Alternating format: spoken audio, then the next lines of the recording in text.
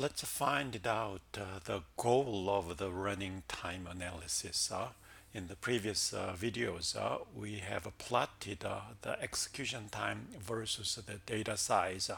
If data size is n, but if we take log 2 base of n, then as n gets doubled, the x marking is just linearly growing. So here is, for example, it was a 1 kilobyte, and then it doubles, it becomes 2 kilobytes, and the 4 kilobytes, and so on. But if we take log base 2, then it is linearly changing. Also, execution time, if we take log 2 base, execution time is t of n, but if you take a log 2 base function, and then we find the data size as it grows, the execution time, the relationship after taking log 2 function on x-axis and y-axis, we find that the graph becomes, the relationship becomes linear after we take log 2 base. Then finding the equation would be rather easier. So here, suppose that slope of this line is a b, and then suppose that this line crosses y-axis at c, then the equation for this line is the x-axis is log 2 base t of n, and then slope is a b times x-axis is a log 2 base n, and then the offset, the line crosses at c of y value. So that's the equation representing the red line. If we want to take the log out, then we just apply exponent on both sides. Then this one is reduced to or changed to t of n is n to the power of b. This becomes exponent times 2 to the power of c. So that is the actual equation of this line. So what you find that is out of this in general, what we can find about the running time analysis.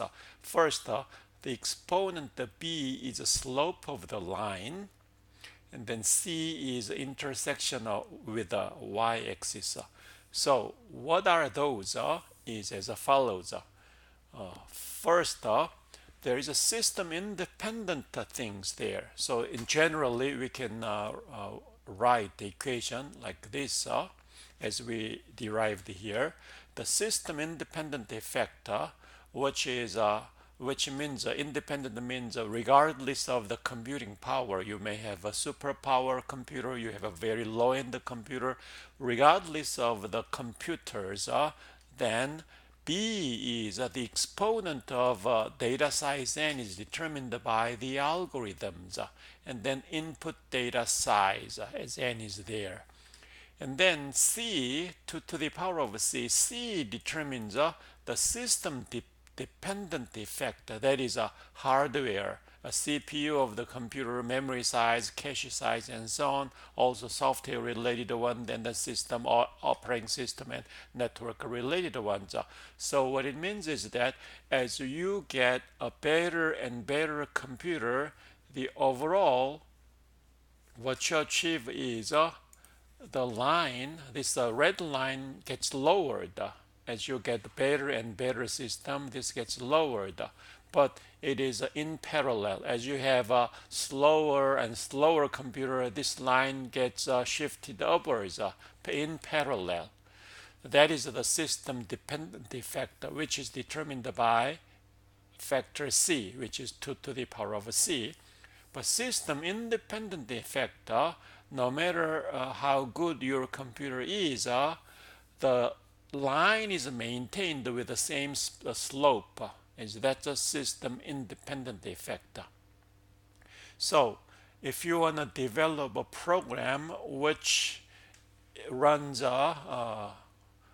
with less time as the data size grows, then your goal of the algorithm, not the computer system power, your goal of algorithm is have the slope smaller. If you have a smaller slope, then as data size grows, the total execution time gets reduced.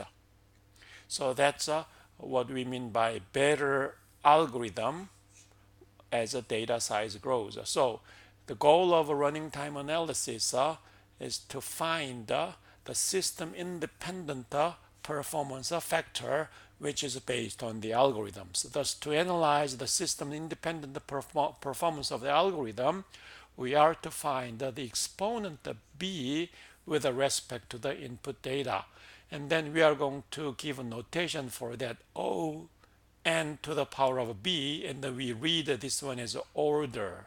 So order of n to the power of b, so that is the ultimate notation to represent the running time analysis.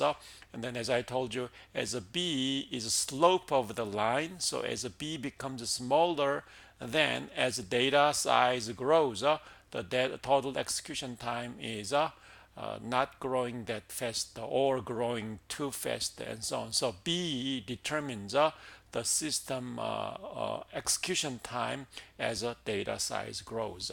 So in the next several videos, we are to study formally the notation order of n to the power of b. We are going to study that formally.